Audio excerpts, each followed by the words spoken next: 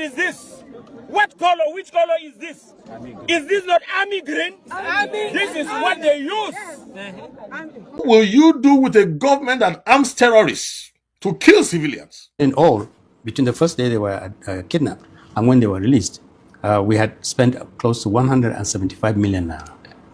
175 million naira. They are fighting us. Most of the casualties in the hospitals, they were injured by these soldiers.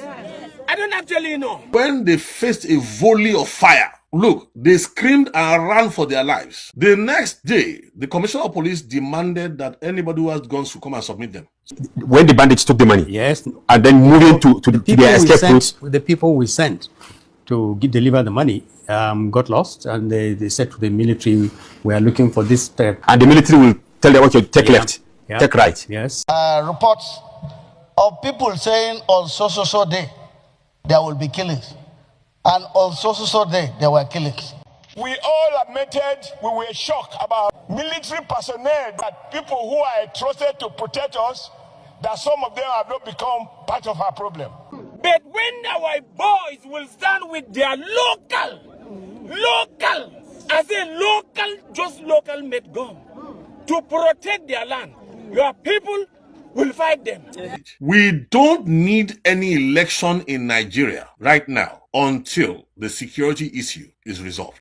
This story wey you wan listen to so go shock you. A lot of things dey happen for this country wey we don't know concerning this security matter wey dey share for this country. So former Buhari spokesperson come outside come talk say he said they kidnap his brother, kidnap his sister some time ago. According to her, I said the bandits called they demand money, so they come carry money like 100 million naira give some people when they carry go meet them for inside forest. So the people call lost. He said they can't see some military officers, saying that the military officers now can't direct them go the place where the bandit dey. So just watch this video, make you hear wetin the man talk. Things dey happen for this country, sha. Yeah, my nephew was kidnapped. My late sister's son, along with 3 other people. They went to a farm they had hired, and they used to go there and farm things. And they were kidnapped on just a few miles after between Kaduna on the way to Kacha. They put up in this maybe house, maybe hotel in the village. In the night, bandits came. One of them tried to run away. They followed him, shot him dead, dragged his body back so that the other 3 can see what will happen if the other 3 try to run away. They didn't. They were taken just a few kilometers into the bush, and they spent 36 days there. 36 days. 36 days. Your nephew? I was my nephew, my sister's son. At that time, I was the special. I was the Special advisor political to the president. I was working in the villa. There was hardly anybody I didn't speak to. We gave them the coordinates, which was easy to get. Where those 37 days, every single day, Malanza, we spoke with the bandits and we spoke with our nephew and the 2 other people. Every single day, with 4 or 5 of his uncles. Every day we conversed. Every day they would tell us their condition. We will negotiate.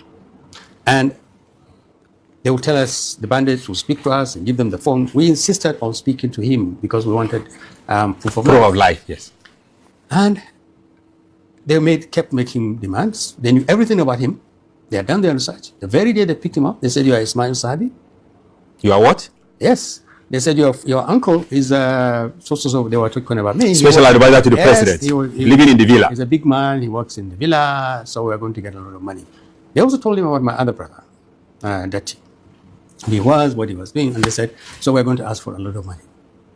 They kept them there. The first time they said, they told us 25 million, and we thought, okay, we looked around for 25 million, and they wanted 3 motorcycles and a lot of drugs.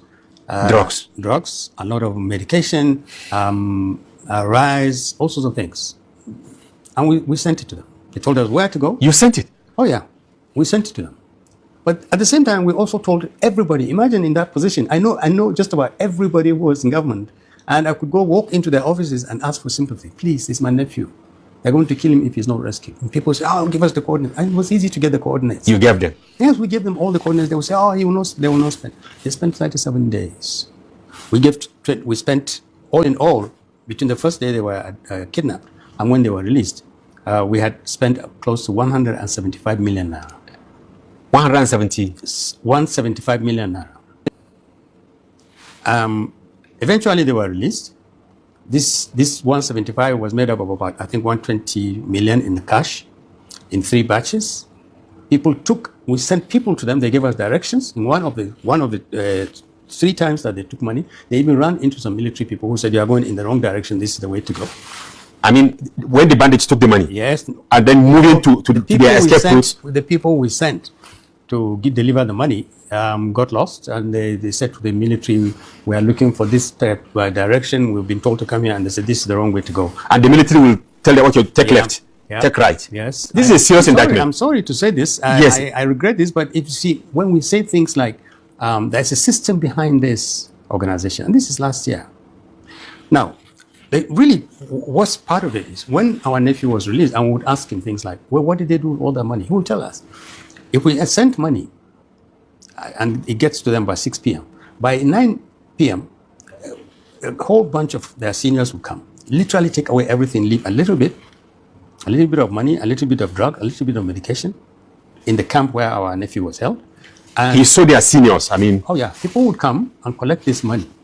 And they would tell them, we are just safekeepers. There are bosses, and they have bosses, and they have bosses.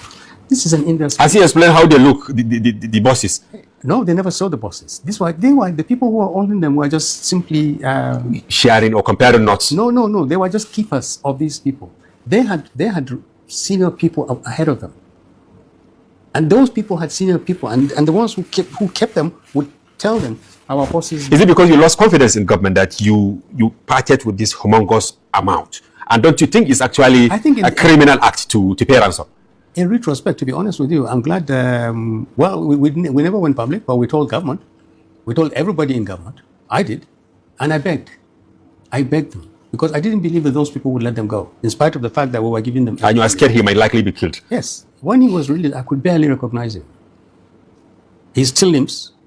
Up till now? Yes, from an injury he had. I'm malnourished. And if we hadn't given that money, I'm sure they would have killed him. In fact, the very last money we sent, close to 100 million, was because they said this is the last demand we make, and we want it by tomorrow, or the 2 days, in 48 hours, or we'll kill these people. My nephew said, they will kill us. What did the security people, government, and all that told you ultimately? That they were... We are trying to rescue them. 37 days. We are trying our best. What do you think is serve as encumbrance for our forces to rescue people from bushes? There's a system behind this. These are not just riffraff, Fulani people who have... I think there is a whole organization, there is a very tight network of these people. They have intelligence, they have access to weapons, they have access to communities. They're not people who will pick the general and take him into the bush and his wife and keep him until he dies, for goodness sake. This can't be. People. From this man's story, so we fit point out many things. One, these people get oga, they get people where they sponsor them. Because if they don't get people where they sponsor them, all those weapons, where they say they get them, where the weapon they pass, they enter the country. So they get people where they sponsor them. So how the military they know where all these people they? So they know where all these people they. Now they don't go rescue them. They not go rescue them. They can't even they show those people direction. Upon the level where this man gets, they don't report give the military, don't tell them where they every day. They not feel rescue them. This country.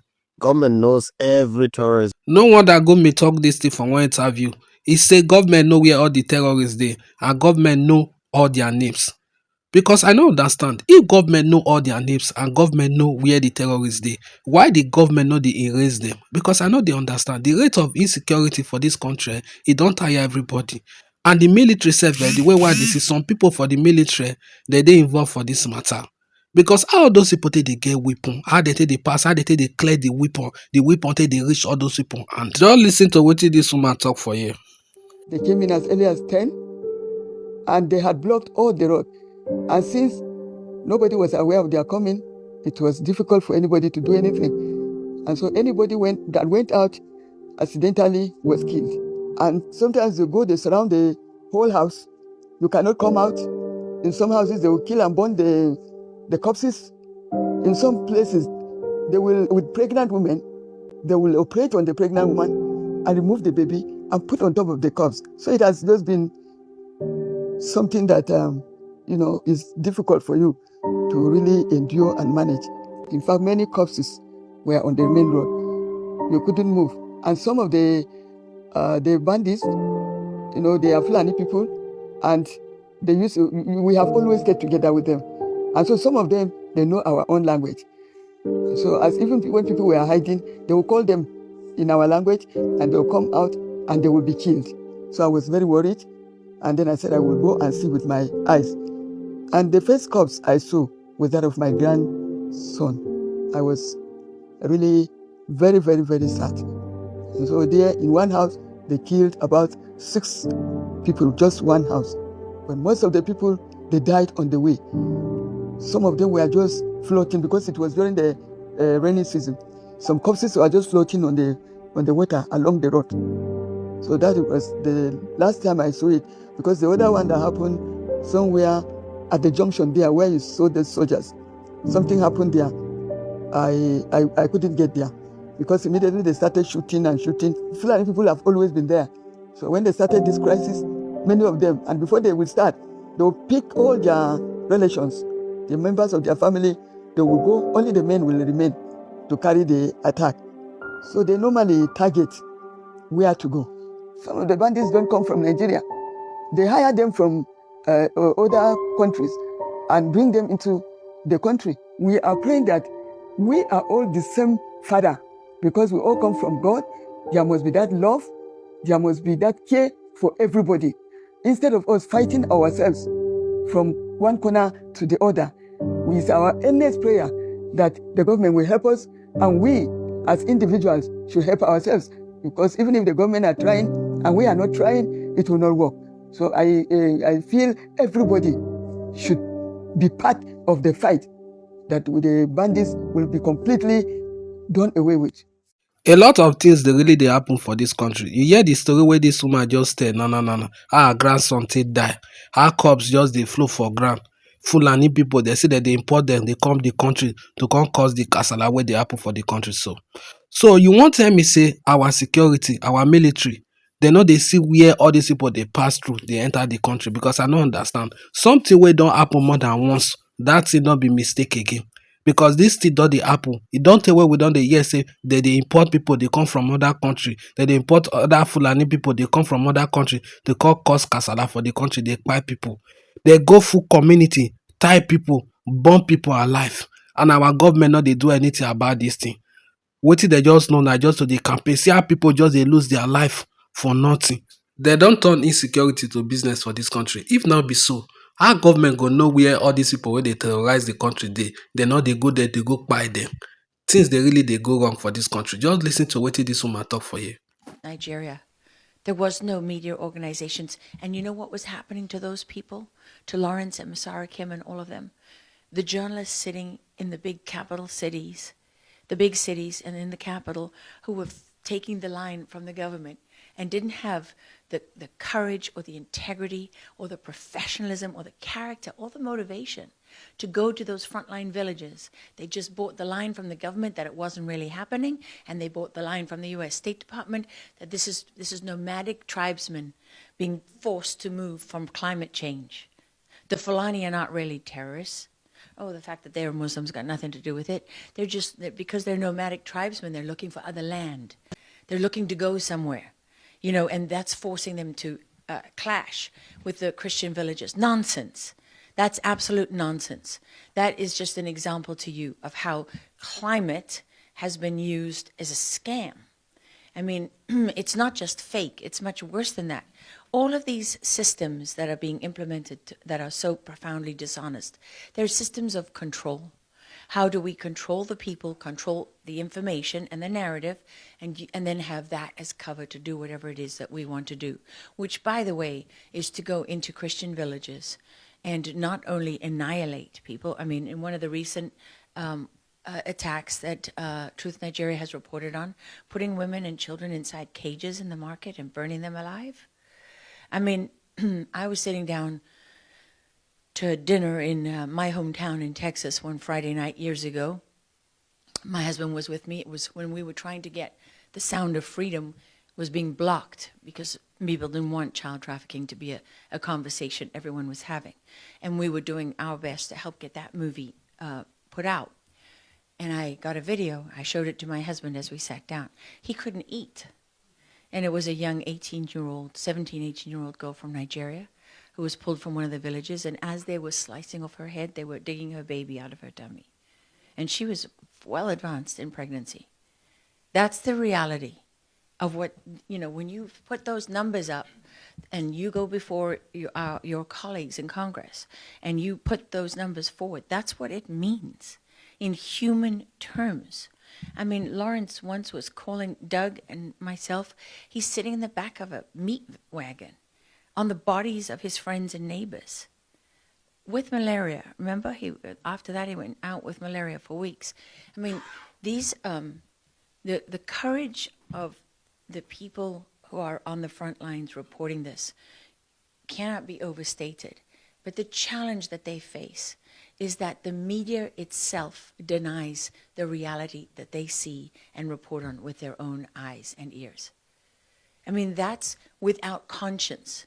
Honestly, I stand before all of you in the National Press Club of the United States of America, the most powerful free nation on earth, where we have First Amendment rights. And I cannot say strongly enough to the press corps, do your job. Do your job. Because we are supposed to be the inspiration and also the safety net for journalists everywhere. It is truly without conscience that you can witness the execution of people and have it denied because journalists are too lazy, too corrupt, too stupid, too cowardly to stand up and tell the truth. That is without conscience. And, we have to stop being afraid of what people will say to us. We have to stop allowing those who tell the truth to be punished and those who lie to be rewarded. Now, e get one particular talk where this woman talk wey touch me. Woman wey carry belle, they cut the belle, they can't command the pikin from her belle. Jesus, things they happen. No, you can't talk another one. Say they put people for inside cage, now they burn them alive. The rate of insecurity for this country, it done too much. It don't go another level. It don't go another level. And our journalists, according to the woman, our journalists, no, so kind things where they happen for the country, we know they see them. Then they cover them up. We still get corrupt journalists for inside this country where they spoil this country. Things go happen, they go cover them up because of money, because of the things where they benefit from the government. This country. Just listen to what this man talk for this particular video. Intervention came first with the 2 tweets and then the Christmas Day intervention. Instead of Nigerians to respond positively to what the intervention that the American government made through Donald Trump, let me tell you what the Nigerian response was. Nigeria flooded the United States of America with money. To do what? To deny that there was a Christian genocide. Nigeria, that will not take care of its citizens at home, officially, publicly released $10 million to a lobby firm. But from the charter in Washington, Nigeria's money in Washington that has been sent to neutralize what Trump has been doing is almost $150 million. We all know that we have more than enough documentation, more than enough clout to show that there really was a Christian genocide going on. And then later on, as I had mentioned more than 10 years ago, that in the final stages, there's going to be a fighting between Muslims. The ISWAP is the most deadly of all. The Fulani and the Boko Haram is Kanuri. Kanuris and the Fulani don't see eye to eye. Two predators are fighting to be the one to devour the nation. Secondly, all honorable Muslims who refuse to be a part of terrorism end up being killed. The first time was in Kano many years ago. And when this current administration responded by pouring money into Washington, let me tell people right now, a lot of people who have been working hard in Washington, I'll mention only one name. There's a young man, Stephen Inada, for instance. I want to tell you that when I sit in consultation groups with a lot of people right now, the money poured in by Nigeria has dampened the enthusiasm in Washington. A lot of people who were speaking up before, who have been informed, who had the information, all of a sudden are also coming down. However, the good news is Frank Wolf, Chris Smith, people like that, Bob Destro, Greg Stanton, this Andrew Wilder, Faith McDonald, these are people who refuse to give up. So from what you're saying, is the Nigerian government bribing people that have been speaking up for Nigeria in Washington? The matter of the government today is that whatever problem money cannot solve will be solved by more money. If we want to stop all this madness instantly, I think the younger generation need to create a framework, a responsible framework, and let's make a proposal globally and locally to enable gun laws. We want to create a responsible gun culture in Nigeria. This is not something that I would have wanted before. These are the kind of things that, Africans were not really violent-prone people. But what will you do with a government that arms terrorists to kill civilians? And then if you are even a hunter or anybody, you're looking for a license to get a gun. Listen, I remember in Kano many years ago. Oh, my friend, Dr. Fadipe, he's late now. Very brave leader, Christian leader. Blood in the streets of Kano. He would say, let's go out. Go and look for the Christians, how to protect their lives in Kano. I remember there was a time in one particular area of Kano where people from the south stay, especially the southeast, they had collected guns and armed themselves because they knew these attacks were coming. In that particular year, when the people came shouting Allahu Akbar under the cover, using the religion as a cover to come and slaughter and to kill, when they faced a volley of fire, look, they screamed and ran for their lives. The next day, the Commissioner of Police demanded that anybody who has guns should come and submit them. So the complicity of governance with this thing is not today. We saw this in the field many years. So what am I saying? The young people in Nigeria need to aggregate together quietly and make one more demand using the digital advantage. We don't need any election in Nigeria right now until the security issue is resolved. So you want young people to have guns, to be armed. You are suggesting that all hunters, every family has a right to this. That's why I said responsible gun culture. This man talk my mind. That time wey be say Donald Trump declare Nigeria as a country of particular concern, wey talk say genocide, Christian genocide dey happen for Nigeria, wey our politicians come outside, come dey talk, they go, they grant different interviews, say genocide no dey happen for Nigeria. The next thing I hear say for news, I hear say Nigeria don consult one lobby firm for United States. The next thing we hear say Nigeria don pay money give the lobby firm millions of dollars just to lobby. After that time, we not go hear anything concerning the Donald Trump matter. Our government, they cover everything with money. The 2027 election where they come, so everybody need to get their PVC ready. We need to vote all these any politicians come up for our country. Listen to what Adams of Shomole talk for this particular place. We all admitted we were shocked about war kidnapping that took place in Kebbi. And it was reported.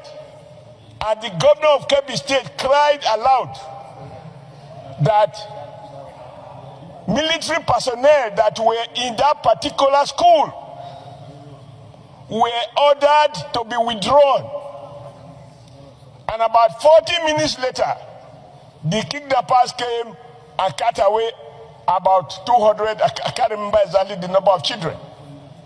This Senate, under your leadership, we passed a resolution that the Military High Command should disclose the name of that officer, the action that had been taken against him, to satisfy us that that action was not willful, or that people who are trusted to protect us, that some of them have not become part of our problem. The big question for this matter now, who ordered them? Who ordered the military made them come out? Who ordered the personnel made them come out for that place? Because immediately they just come out for that place. Now they enter the school, come back about those school children. So this country, they get some kind of things. This is security matter. They need to dig deep. We really need to dig deep for this matter because the matter is just they beyond the way we they see and so. They get people where they sponsor all these people. And these people where they sponsor all these people, so they get level for this country. Some of them are politicians, some of them who did the military. The person where order say me they come out for that place. So up to now, the military never come as I can tell us that this person I give the order. This country, so why did they cover that person? Person will commit that kind of crime. Because it's in a crime. I wish the military they not come out for that place now. Therefore not kidnap all those school children. You know what all those children go through for inside the forest before they rescue them that time. So up to now, the military never come as I can tell us now this person now I give the command. This country, I don't know where we they go for this country. I don't know where we they go for this country. So the president won't tell us, say, if he give command, say, may they bring out the person will do this thing. They're not going to bring out come outside. This country, they cover a lot of things because of corruption where they this country. Just listen to what this man talk for this particular place. People came and they killed 7 people. What actually pains us most is it has already been in record that the Moravul man has never attempted attacking a person. We have never done that. We've been piping our youths. And indeed, the Moravul man is a law-abiding person. Yet, these people, they are persisting. what actually is paining us most is when our youth, stand to defend, to react, the security personnel are fighting us. They are fighting us. Most of the casualties in the hospitals, they were injured by these soldiers. I don't actually know. Have they come to secure the life of people or to fight the people? Knowingly that the Fulani man is the man that is always attacking us. They knew and they have done nothing about it. Besides that also, I want to say this to your hearing, Commissioner of Police. Hear this very, very well. The people used to come with sophisticated weapons. Sophisticated weapons. I have an exhibit of what happened. What is this? What color? Which color is this? Is this not army green? This is what they use. But when our boys will stand with their local, I say local, just local made gun to protect their land, your people will fight them and will also collect it. Now, just different version of this insecurity story we just hear everywhere for the country. You hear what this man talks so. Say they don't find a lot of people for their community. He said the community people, they come, they defend themselves. Say military can't take their weapon from them. So this country, I don't really know where we they go for this country. Military not defeat they save us. Police not defeat they save us. Who shall we dey? Who shall we dey for this country? The president where we elect for that place now just so they give speech where we know they understand. He own a task, he just carry for head. How to campaign? How he go to enter 2027? How he go to win election? Now he just carry for head. The insecurity where they happen for the country, so it not the border at all. People they buy for the country. So if everybody buy now for the country, which people now won't call lead? Because I know they understand. Somebody go just open your eye now. Insecurity now just turn to business for the country. This our country. Now God go save us for this country because I don't know where we they go. Every day now this insecurity matter they increase, they was different story, different. Oh God. No wonder Una the Kano talk this thing. Just listen to what Una the Kano talk for you. Full struggle, but there are some videos of you appearing in the past, especially abroad, in particular in one conference in the US, where you said you need weapons to defend yourself. You need guns and ammunition. How can we understand that in the context that you're saying it's a peaceful struggle?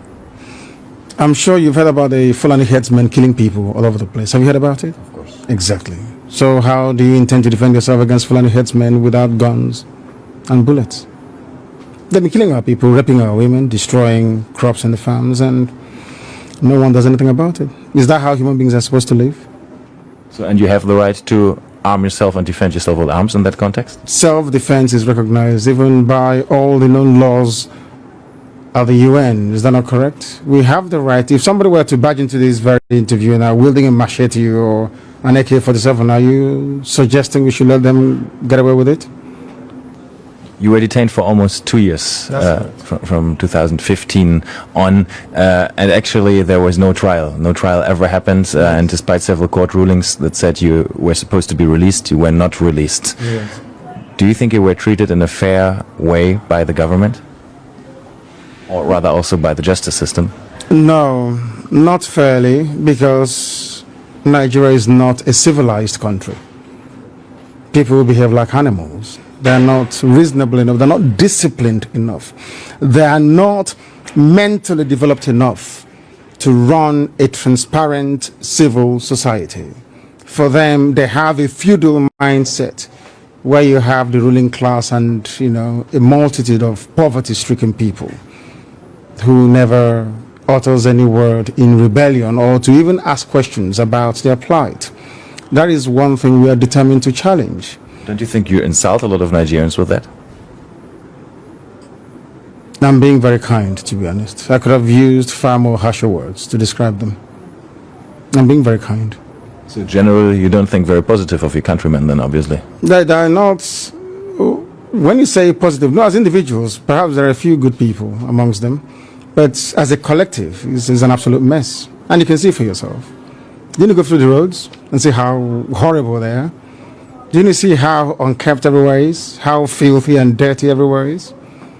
That is the product of a Nigerian system that is uniquely backwards. even by the very third world standards of black Africa. That's the fact, and people must face up to it. Well, I traveled in the north quite extensively, and I went to very remote areas sometimes where you would still find Igbo people living there, peaceful together with communities in the north. Don't you sometimes think that you might endanger their peaceful coexistence with the communities there, that they might get into trouble with that? So if they're living so peacefully together, or cohabiting so peacefully as you put it, how come you hear about all those uprisings in the north where southern Christians are being slaughtered and nothing gets done about it? Are you telling me that that is normal? People are in the north out of a dire need, necessity more or less, to try and survive, because here the entire production process has been emasculated by people and policies that are geared towards ensuring that our people exist in perpetual state of poverty, and that is unacceptable to us. What we're asking the world to recognize is that we want to live in peace, not in pieces. We want to live in peace, just to allow us to be. Allow Biafra to exist. We were existing before the British came. Just allow us to go back to, what we were before. No African came to Europe to create countries. So for somebody to just come in here and say, you, from today, your name is Nigeria, is simply laughable. It don't reach time where we say every community, every town, every city, every state go come as and come protest against this insecurity where they happen for this country. Because if everybody keep quiet like this, before you know, they go buy everybody for this country. They go buy everybody for this country. We know they feel they sleep now. We know they feel they sleep, they cover again. Especially the people where they side the north. Everybody they fear. Everybody they fear. The government not they do anything about this. Our politicians where we say we elect to represent us, wetin they just know now just to dey carry money, they carry Ghana must go of money, na be their own. Nothing concern them. If everybody buy you, it not concern them at all. The next time now they come outside and campaign. Some of the politicians when they don't do anything, they don't come outside now they campaign. Who President Tinubu will not do anything, they campaign. Listen to what this senator talk for this particular video. Example, the governor of Kebbi said that somebody ordered troops out and people were kidnapped. Till today, nobody in Nigeria knows what happened. And no question has been asked. And we are sitting down here as a parliament, and we turn and we talk. Yet, somebody is responsible. If I'm the commander-in-chief, I will call the army commander in that place and the head of the army and say, if you don't get me the head of this person, who withdrew the troops to put all these children in jeopardy? Then you make an example of him. That is how a country is run. A country is not run on pacification. A country is run on confronting issues. I rest my case. Mr. President, sometimes it's not the amount of the language. Sometimes it's not the amount of what we say here. But Mr. President, I want to ask, what is the fate of our security summit now? Because the same thing is happening everywhere. The same solutions we are adopting. We cannot have a different result unless we go back to the drawing board and look for different ways. In Plateau State, there's a division, a complete division of Nigerian Armed Forces. When I was governor, it happened like that. Just within 50 years, several people were killed. Nothing happened. Today, it was during the land, I would say the land, where people were killed. But before then, there were viral reports of people saying on so day, there will be killings. And on so day, there were killings. What will the security be doing now when events like this happen? Surprisingly, it has even moved into security. You have 1 minute remaining because of time? Yes. I'm only summarizing and agreeing in total with everything said by the plan, but also to say we must hasten this security summit if it will yield any result. Otherwise, the killings will continue. Thank you very much. Senator Pam, you have the floor. Senator Pam. So I join you and my colleagues to commend Mr. President that in these difficult times, when we don't really have money, that it is better to borrow for projects.